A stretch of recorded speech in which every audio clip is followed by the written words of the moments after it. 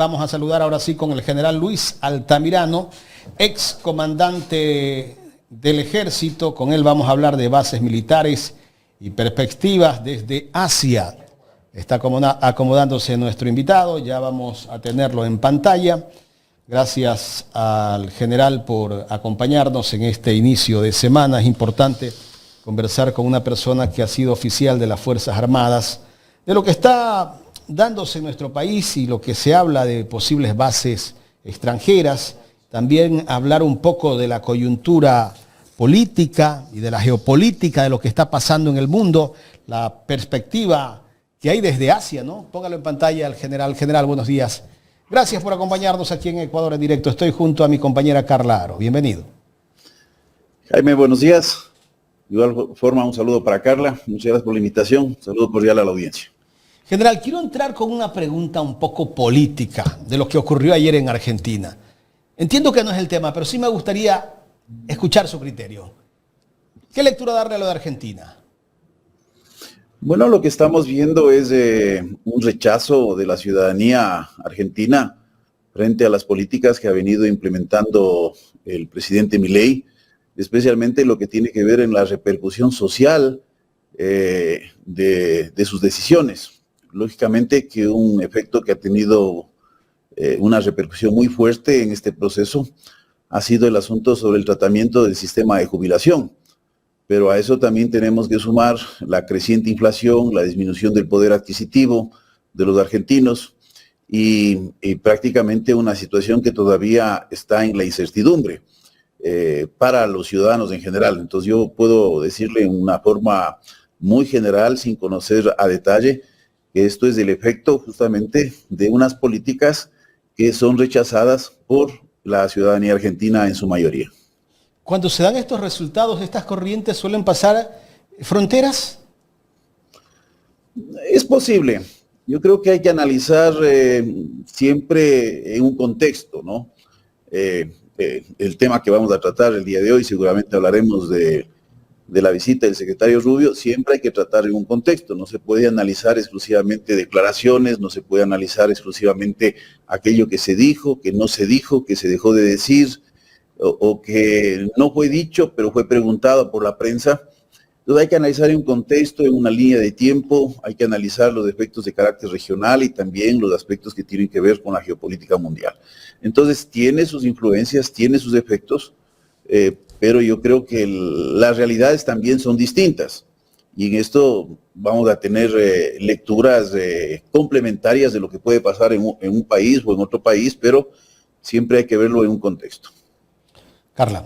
Sin duda alguna que sí, pero bueno, vamos a esas perspectivas que tenemos de las bases militares, general. ¿Cuál es su visión? ¿En qué pueden influir? ¿Cómo influirían en el Ecuador? Mire, como yo le mencionaba, Carla, analicemos un poco la visita de Marcos Rubio, porque más allá de que se haya mencionado sobre la posibilidad o el interés que tiene el Ecuador en una base militar, tal como se menciona, a pesar que nosotros no tuvimos una base militar, eso en una entrevista anterior les había mencionado, tuvimos un puesto avanzado con facilidades logísticas para operaciones en donde teníamos de forma permanente un solo avión. Para eso se construyó un hangar, oficinas y el recapeo de la pista y un complejo pequeño de vivienda, en donde prácticamente permanecían 100 personas en esa instalación. Y que se efectuó un promedio de horas de vuelo diario de 11 horas de vuelo al día, con una sola aeronave. Pues no pensemos que era una base militar, como a veces se nos viene a la cabeza, de que tenemos ahí un pool de 10, 15 aeronaves. No, se trataba de un solo avión que rotaba entre el C-130E, que era un avión para inteligencia de comunicaciones, un P-3 Orión, bueno, la pronunciación en español es así, que es para la exploración aeromarítima, y muchas veces se alternaba con un IWACS, que es un avión para el control del espacio aéreo. Entonces, estas tres aeronaves, estos tres tipos de aeronaves son las que normalmente operaban desde Manta, pero solo permanecía una, y en algunos casos ni siquiera había una aeronave en los momentos de la rotación. Y el 30% de las misiones que se cumplían se hacían bajo jurisdicción ecuatoriana. el 70% de las misiones que salían de Manta se hacían en el espacio colombiano. Eso también hay que recalcar. Ahora, se hace este anuncio y dice el secretario de Estado, Marco Rubio, bueno, si hay la invitación, estaremos prestos y vamos a analizar. No dice que sí o que no. Ahora, ¿hay una posibilidad? Sí, hay una posibilidad, porque lo que tenemos que analizar es que hay un cambio en el contexto mundial en este momento. Hay una política de los Estados Unidos en términos de un proteccionismo, una política extremadamente nacionalista, una política que ve al unilateralismo como una sustitución de lo multilateral y una política de controlar su espacio de dominación histórica, basada en esta doctrina Monroe de inicios del siglo XIX, frente a un retraimiento de lo que puede ocurrir en otras partes del mundo. Y esto yo le digo no con base a es un argumento que está basado en hechos muy claros. Hemos visto la posición de los Estados Unidos frente a la Unión Europea, por ejemplo, en términos de defensa, decir, bueno, ustedes asuman también estos costos en el incremento progresivo que tiene que hacer la Unión Europea en el presupuesto de defensa en el orden del 5%. Hemos visto lo mismo, por ejemplo, en la acción que ha tenido los Estados Unidos con los gobiernos de la región Asia-Pacífico, que tradicionalmente han sido sus aliados, de tal forma que asuman también sus responsabilidades. Entonces tenemos una contracción de los Estados Unidos hacia su espacio. Yo considero que los Estados Unidos en este momento están en un declive. Esto no ocurre de la noche a la mañana. Y se vienen tomando estas medidas que no son nuevas, porque hay que recordar que el presidente Donald Trump en su primera presidencia ya impuso sanciones a China. E inclusive en este ambiente de desconocer la importancia del multilateralismo, recuerden ustedes que se salió del Acuerdo de París, se abandonaron algunos foros de carácter multilateral y se comenzaron a imponer sanciones a los productos chinos en una guerra de aranceles que no escaló al nivel que tenemos de este momento. Entonces estamos viendo una posición de los Estados Unidos de una contención hacia China, pero de igual forma de un retraimiento en sus espacios de influencia en Europa y en el sector del Asia-Pacífico. Entonces, en este marco hay que leer, claro, existe una posibilidad de una intención de los Estados Unidos, porque las declaraciones que tuvimos hace más de un año de la Embajada de los Estados Unidos es que no había esta intención. Pero hay que recordar que este gobierno de Donald Trump inicia en este mes de enero y hay un cambio, yo digo un giro muy fuerte en las políticas económicas y en las políticas de seguridad que ha venido tomando esta administración. Ahora, general, usted hace una lectura, ¿no? Ha cambiado, el momento ha cambiado. En base a ese momento y a esa visión del gobierno norteamericano, ¿dónde cree usted que le interesaría poner una base militar dentro del país? ¿En qué parte del Ecuador? Mire, yo creo que más allá de tratar de estimar si existirá o no existirá, hay mecanismos de cooperación que están vigentes. Estos son los que se vienen empleando al momento. Yo creo que es importante tener una lectura basada en algunos elementos. Primero, esta se trató de una visita del secretario de Estado de Estados Unidos, que era una visita no prevista. Más allá de que haya una continuidad de comunicaciones entre los Estados Unidos y lo que fue expresada por la canciller en varias intervenciones a través de la prensa. ¿En qué se basa esta afirmación de que no era una visita no prevista? Porque esto hay que argumentarlo. Porque los mismos días que se produjo la visita, estaba previsto que el presidente Noboa estaría visitando Vietnam. De hecho, tuvo que retornar de urgencia desde Japón hacia el Ecuador. Segundo, esta visita de este nivel no contó con una agenda claramente definida. ¿Y en qué me baso este elemento? Porque hay que argumentar, muchas veces podemos decir, en el hecho primero de que al ser una visita imprevista, como es obvio porque la agenda del presidente no era estar en el país en esos días, es claro que no había una definición porque había un elemento de interés para el Ecuador. Y uno de los elementos de interés para el Ecuador estaba en los términos comerciales. Hemos tenido una imposición de aranceles del 10%, después del 15%. Hay que recordar que el Ecuador gozaba del estatus de nación más favorecida, con 0% de aranceles a los productos ecuatorianos en el mercado de los Estados Unidos. Pero cuando se le preguntó, porque esto no fue anunciado, cuando participó tanto Marco Rubio como la canciller Sommerville, No se lo dijo, pero cuando se preguntó, él dijo, bueno, esto yo no puedo responder, esta no es mi área, este no es mi campo. ¿Qué quiere decir? Que este elemento que debe haber estado presente en una agenda de alto nivel, que se prepara con meses de antelación, no lo estuvo. Entonces, ese es mi argumento de que no había una agenda claramente definida. Ahora, hay dos motivos fundamentales, yo creo, y que ya lo he expresado, que tienen que ver con esta visita. El principal motivo de ellos es la política de Estados Unidos en la contención con China.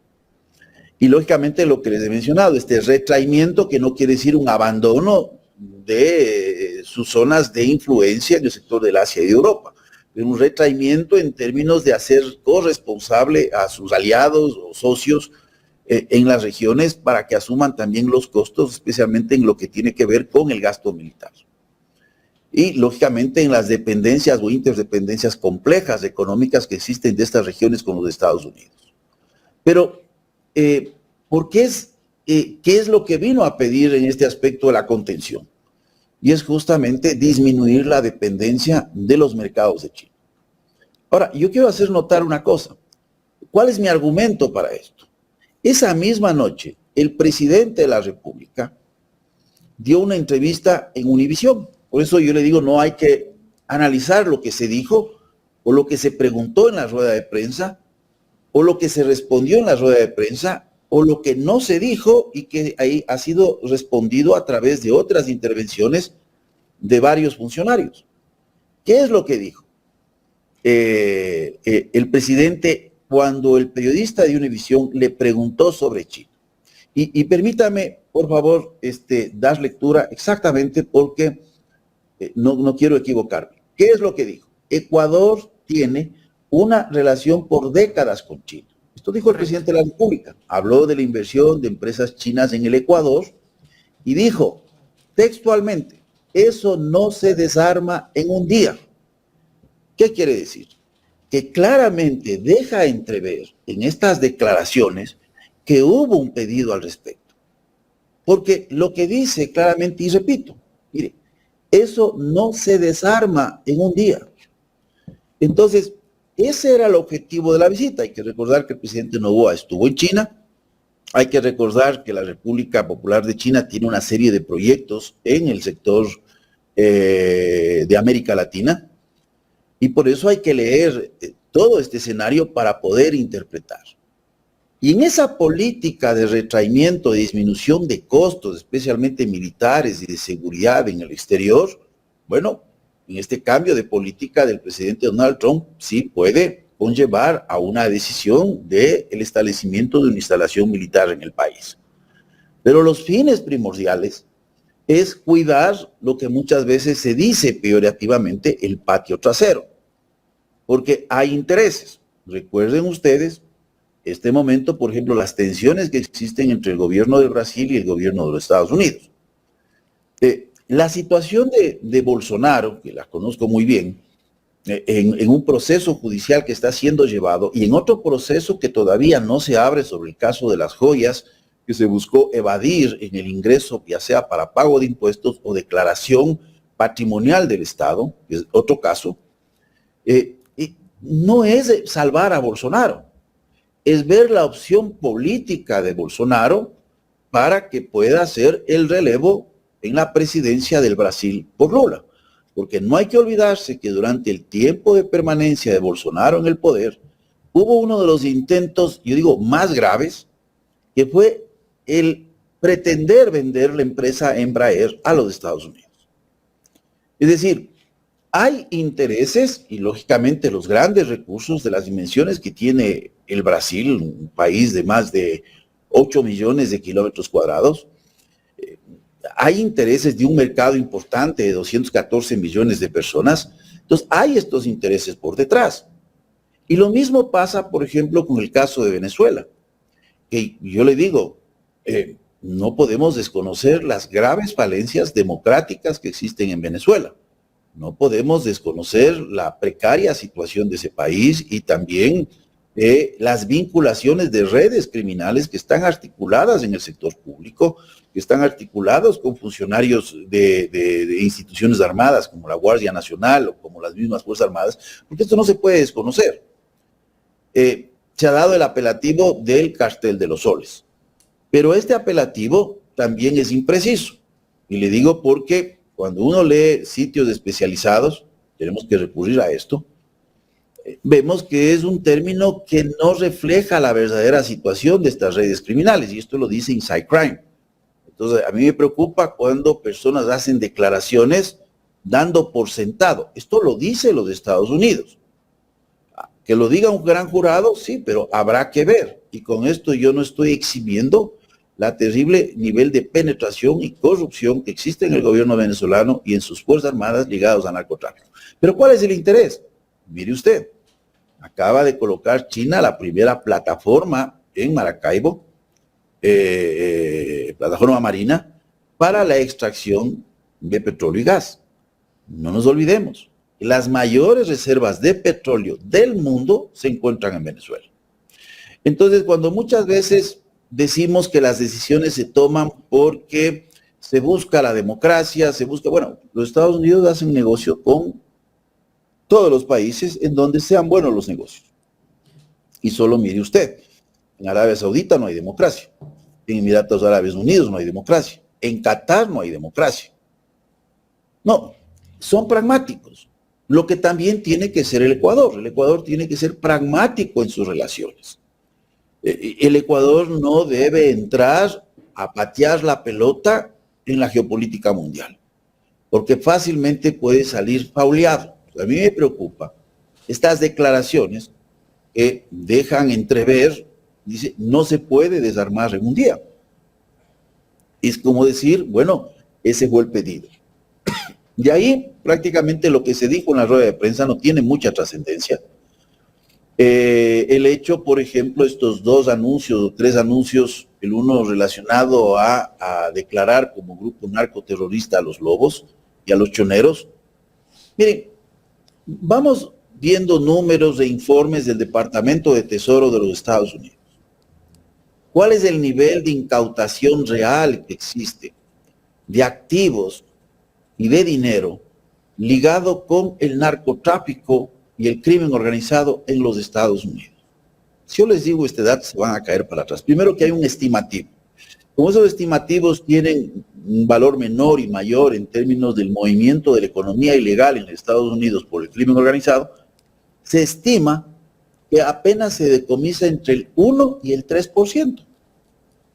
O sea, aquí cuando dicen, no, es que ahora sí los lobos y los choneros, su dinero, que seamos reales. Entonces, si los propios Estados Unidos, porque aquí lógicamente hay intereses de sectores legales, de sectores que trabajan en la ilegalidad, de lavado de este dinero. Y una de las formas de lavado de este dinero es a través del oro, en donde estamos también ligados por el asunto de la minería ilegal. Pero en Estados Unidos el decomiso no llega al 3%. Entonces hay que entender que no es porque ahora los Estados Unidos lo declara, es decir, que cuando lo declaró el Ecuador no valió para nada, ahora lo declara los Estados Unidos, ahora sí vamos a compartir inteligencia, ahora sí vamos a ver flujos financieros ilegales. No quiere decir que ahora sí va a existir, pero es lo que se vende. Yo entiendo desde los funcionarios de gobierno que tienen que, como se dice criollamente, hay que dorar la píldora, porque este es el anuncio que busca en la realidad sobreponerse frente a la real visita del secretario de Estado de los Estados Unidos. Y el otro, que es un tema menor, pero no menos importante para los Estados Unidos, es este asilo temporal en el país, que a mí me preocupa, sinceramente, en un país que tiene firmado varias convenciones de las obligaciones para asilo, entre las cuales está brindar salud, brindar educación, inclusión económica y social, brindar documentación, etcétera, etcétera, en la que nos convertimos en un depósito de personas transitorias hasta que arreglen su situación en los Estados Unidos. Entonces, sí es preocupante, es un favor menor, diría yo, pero que no deja de enviar un mensaje muy claro a lo que está pasando en la región. Eso le podría mencionar. General, la visita del secretario de Estados Unidos, Marco Rubio, ¿podría haber tenido influencia en el cambio del mando militar de nuestro país? Mire, yo no creo. Otra cosa es cuando se releva un mando militar por completo y se habla de una nueva fase de la guerra. Esto no ha sido actual, el buscar este tipo de comunicados. Lastimosamente se hacen lecturas manipuladas y desde la propia opinión pública. O sea que el mando militar que estaba no servía para la nueva fase de la guerra. No, debe haber otros elementos ahí de insatisfacción, quién sabe, de fricciones, de inconformidades que hayan producido el cambio de la cúpula militar antes del tiempo previsto. Porque cuando usted ve un comandante de Marina de apenas 3 meses, un comandante de Fuerza Aérea, bueno, que ya que decide el cambio es el presidente. Entonces, perdón. El que decide el cambio es el presidente, pero también el oficial puede pedir el cambio. Sí, pero vemos claramente que aquí ya es así es, pero esta situación no se dio. Entonces, hay que leer estos hechos. Primero, la gente hace unos análisis, le digo, bueno, si viniera de un militar, yo le diría que sería ignorancia completa. Que la costa venezolana está bloqueada. Bueno, era que lo bloqueen antes. Primero, la fuerza de tarea que está ahí es demasiado grande para enfrentar el narcotráfico y es demasiado pequeña para invadir Venezuela. Cuando yo digo que es demasiado grande para enfrentar el narcotráfico, es si usted no enfrenta el narcotráfico con naves de este tipo. Es decir, hablamos de destructores, hablamos de un submarino nuclear. No, usted no hace con este tipo de embarcaciones. Por eso digo, es demasiado grande y es demasiado pequeño. Este es una acción que manda un mensaje a la región. Sí, este es mi sector de influencia. ¿Sí? Y ahora tenemos la presencia de Francia. Usted vio la movilización de Francia hacia parte de Francia, que es uno de esos, Martinica, en el sector del Caribe. Entonces, es un mensaje muy claro de la zona de influencia de los Estados Unidos. Ahora, que pueda existir una invasión, es posible, siempre las posibilidades están ahí. Los costos serán enormes, pero solo que se dé un evento es como decir, bueno, si usted prende un fósforo donde hay gas, pues lógicamente aquí vamos a tener un problema grave. No creo que va a esas dimensiones. No creo que esa sea realmente la intención. Son mecanismos de presión. La recompensa que se da, que dé a la captura de Nicolás Maduro, etcétera, etcétera, está enmarcado en buscar que desde dentro de Venezuela, especialmente desde el sector militar, hayan personas que en estas intenciones puedan socavar al régimen de Maduro. Ese es el objetivo, entonces hay que tener una lectura. Ahora, decir que hay un bloqueo, o sea, por favor, no entienden cómo es estas operaciones. Y en segundo lugar, yo les ruego que revisen los mapas de las Naciones Unidas, de la Oficina contra la Droga y el Delito, en donde se asientan los cultivos. Usted no va a trasladar desde Santander, no va a trasladar desde Maracaibo la droga hasta el Ecuador. Mejor lo saca por el Pacífico colombiano, en todo caso. Hay otras rutas. Entonces, este tipo de conclusiones simplistas, que ahora como hay un bloqueo, entonces esa droga va a venir por el Ecuador. O sea, son argumentos, yo les digo, que carecen de premisas, porque un argumento es el conjunto de premisas que tiene que ser articulado adecuadamente. Entonces, no es esto, ¿no? Aquí hay un mensaje de carácter geopolítico. Ahora, lo que me parece a mí terrible es este hecho de la posibilidad de que se pueda actuar sobre cualquier embarcación simplemente porque los Estados Unidos dicen, bueno, es una embarcación que transporta drogas. Yo he visto en algunos programas de análisis internacional en términos de jurisprudencia, esto no está de acuerdo al derecho internacional humanitario, no está de acuerdo al derecho internacional en general, porque la fuerza militar, en este caso, frente al crimen, está actuando como juez y ejecutor de sentencia. Y digamos que no era una embarcación que transportaba drogas y no combustible. Es posible, también es posible.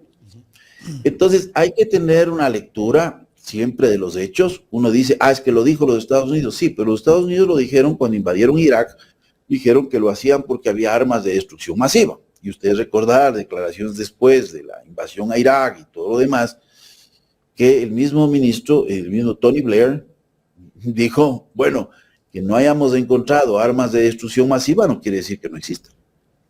Entonces, no nos olvidemos también los casos en Fallujah, por ejemplo, de uso excesivo de fuerza que fue revelado por Wikileaks. Entonces, correcto, hay estas posibilidades. A mí me parece muy grave, por ejemplo, que un expresidente de la República diga, no, sí que vengan a bombardear el Ecuador. O sea, el asunto es que nosotros tenemos que asumir la mayor cantidad de costos en esta denominada guerra que estamos viviendo. Digo, la mayor cantidad de costos. Lastimosamente no se habla con claridad las situaciones que estamos enfrentando. Porque mire, yo solo quiero mencionarle, hay programas de intercambio con los Estados Unidos, de capacitación, hay programas de Foreign Military Sales, que son ventas que se pueden realizar, el otro de donaciones, que nosotros tenemos que aprovechar. Claro, aquí se menciona los 6 millones para drones, 13.5 millones para la lucha contra el crimen organizado, pero no nos olvidemos que esto es parte de los acuerdos firmados, y le digo porque tengo esa experiencia. Los Estados Unidos no vienen y dejan un cheque. Esto, cuando reactivamos este programa en el tiempo del ministro Zambrano, cuando se reactivó el programa, por ejemplo, con WINSEC, yo viajé a firmar los documentos, hasta la asignación de recursos, y todo tardó 1 año y medio, porque se requería la aprobación del Congreso por periodos de 4 años. Entonces, no es algo que usted dice y se hace. Entonces, esto es parte de aquello que ya está firmado. La canciller dijo, bueno, tendremos una ayuda de $200 millones anuales. Le tomo la palabra. No sé, ¿será cierto o no será? Pero revisen ustedes las contrapartes del Plan Mérida y del Plan Colombia, que el esfuerzo mayor recayó en los países. Yo me pregunto más bien ahora, ¿dónde está el 3% de la recaudación del IVA? El año anterior, cifras oficiales estimaban $732 millones. Este año se estima $1.445 millones. Pero ¿cuál es la situación operativa en las Fuerzas Armadas? Usted tiene 17 aviones Super Tucano, 1 está funcionando. Usted tiene los helicópteros pesados del ejército, 1 está funcionando. Usted tiene, por ejemplo, la necesidad de transportar autoridades. No quieren utilizar aviones ejecutivos. El ministro de Defensa no viaja en aviones ejecutivos de Fuerzas Armadas, viaja en un avión de transporte. No sé si tenga idea que 1 hora de vuelo de un avión bimotor de transporte cuesta $6,000. Entonces, no se puede utilizar como taxi las aeronaves de Fuerzas Armadas porque tenemos profundas limitaciones. Entonces, hay que entender, claro, hay un programa de cooperación, los vuelos que está haciendo el P3 se va restando de este programa. O sea, no es que viene el vuelo. Usted tiene un programa que en este momento nadie trasluce a decir, bueno, ¿cuánto es el programa? Cada hora de vuelo, desde el movimiento, desde su base, estacionamiento en Guayaquil o Galápagos, las horas de vuelo, tripulaciones, todo está valorado y seguramente a precios mayores, porque yo que le digo, por ejemplo, son valores que las Fuerzas Armadas aplican en el sector público. Un Hércules en cerca de $8,000, una aeronave de carga $6,000 y de esa forma. La última interrogante, quiero pedirle su criterio sobre lo que está dándose ya en China, ¿no? La presentación que hizo China la semana anterior en su parada militar, donde invitó a Putin y al líder norcoreano Kim Jong-un. Me gustaría ver su criterio sobre lo que se viene para la nueva China, ¿no? China, muchos hablan que ya está lista para ser la potencia militar en el planeta. ¿Qué lectura darle a esto, general Luis Altamirano? Bueno, mire, hay que entender que la guerra comercial entre China y los Estados Unidos, esto se inicia el 22 de marzo de 2018. No es reciente, se inicia en la primera presidencia del presidente Donald Trump. De hecho, se ve que es una política sostenida de los Estados Unidos, porque en ese tiempo se impusieron aranceles en el orden de $50,000 millones a productos chinos. Y esto se hizo bajo el artículo 301 de la Ley de Comercio del 74, argumentando un historial de prácticas desleales de comercio, de robo de propiedad intelectual, etcétera, etcétera. Entonces, la presidencia de Biden continuó con las mismas medidas. No levantó las medidas, mantuvo las medidas de la primera presidencia de Trump. Es decir, se ve claramente que la política de contención hacia China no es una política exclusivamente desde los representantes del Partido Republicano. También lo mantuvo el Partido Demócrata. Ahora, los mismos Estados Unidos han tenido ambivalencias en su relación con China en la historia.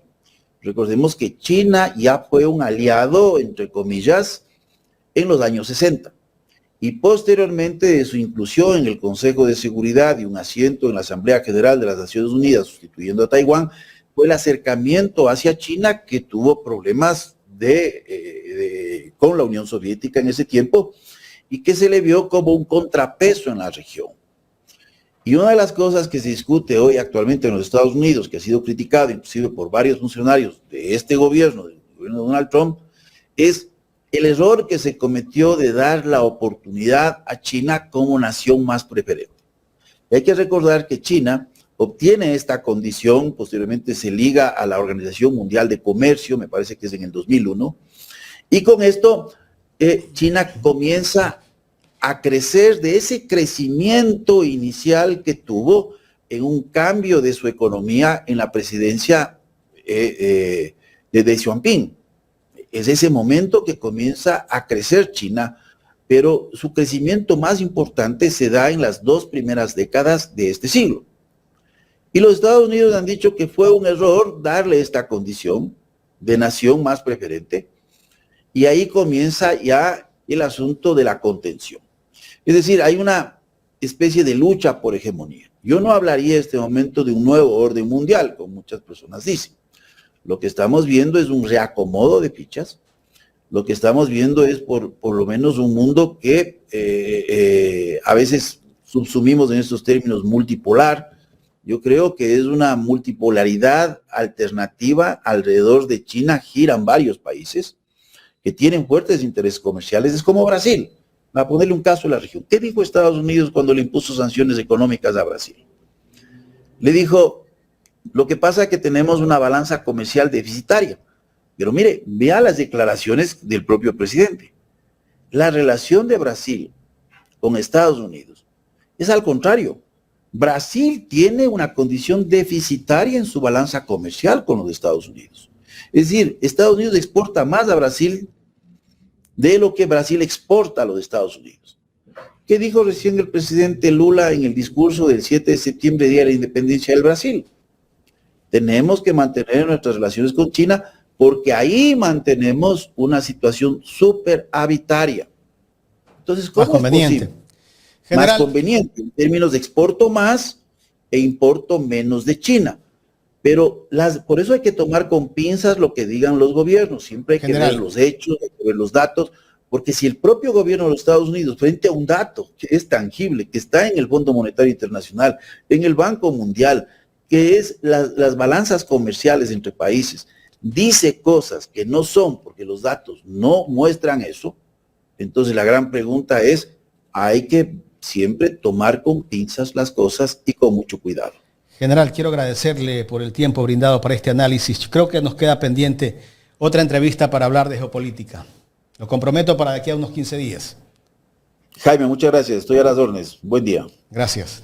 La verdad que sí, ¿no? La política internacional se expande, es expansionista y vemos cómo estos países que se ponen ya en la palestra como potencia empiezan a buscar aliados.